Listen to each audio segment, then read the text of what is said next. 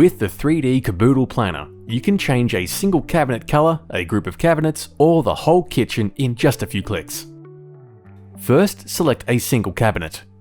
In the drop-down menu, click Edit, select Doors, then find the color you want.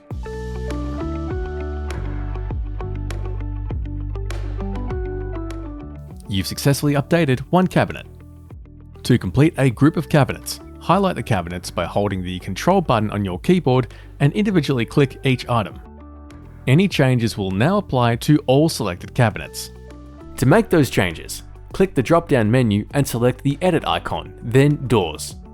Choose a new color or choose a color from the recently selected list. To quickly update all the doors and panels across your entire kitchen design, check out the Overall Styles icon on the main menu. Select Overall Styles, select Doors, then choose your favorite profile and color.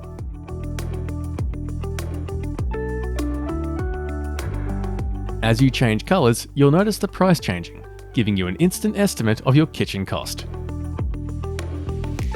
Start planning your dream kitchen today